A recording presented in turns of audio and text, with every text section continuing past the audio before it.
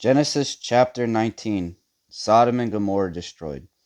The two angels arrived at Sodom in the evening, and Lot was sitting in the gateway of the city when he saw them. He got up to meet them and bowed down with his face to the ground. "My lords," he said, "please turn aside to your servant's house. You can wash your feet and spend the night, and then go on your way early in the morning." "No," they answered, "we will spend the night in the square." But he insisted so strongly that they do not go with him, and entered his house. He prepared a meal for them, baking bread without yeast, and they ate.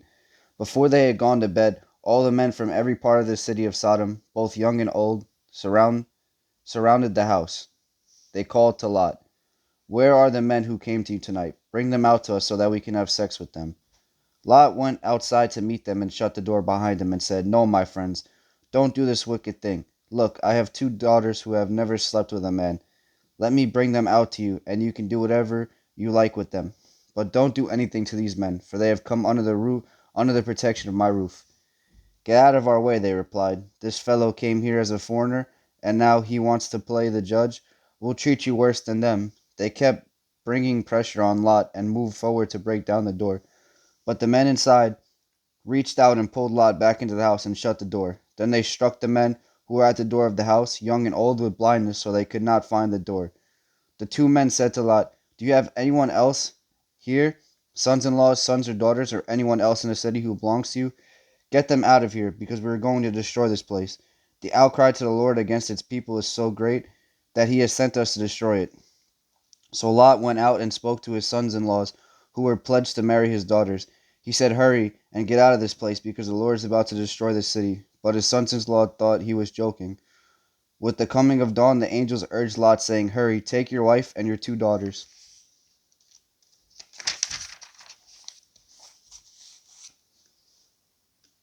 who are here, or you will be swept away when the city is punished." When he hesitated, the man grasped his hand and the hands of his wife and of his two daughters, and led them safely out of the city, for the Lord was merciful to them.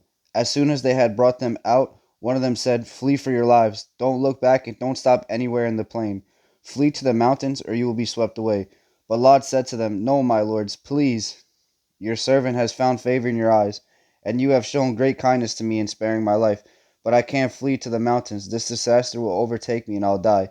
Look, here is a town near enough to run to, and this is small. Let me flee to it. It is very small, isn't it? Then my life will be spared." He said to him, "Very well. I will grant this request too. I will not overthrow the town you speak of, but flee there quickly, because I cannot do anything until you reach it." This is why the town was called Zor. By the time Lot reached Zor, the sun had risen over the land. Then the Lord rained down burning sulfur on Sodom and Gomorrah from the Lord out of the heavens. Thus he overthrew the cities and the entire plain, destroying all those living in the cities, and also the vegetation of the land. But Lot's wife looked back, and she became a pillar of salt.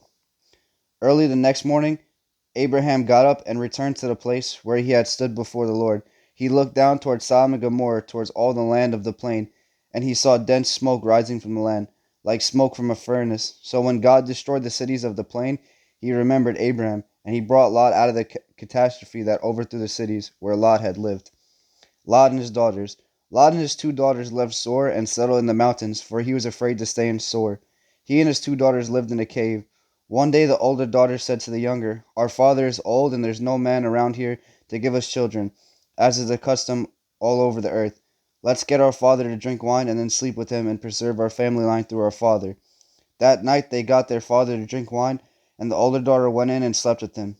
He was not aware of it when she lay down and when she got up. The next day the older daughter said to the younger, "Last night I slept with my father. Let's get him to drink wine again tonight. You go in and sleep with father." So they got their father to drink wine that night also, and the younger daughter went in and slept with him. Again he was not aware of it when she laid down or when she got up.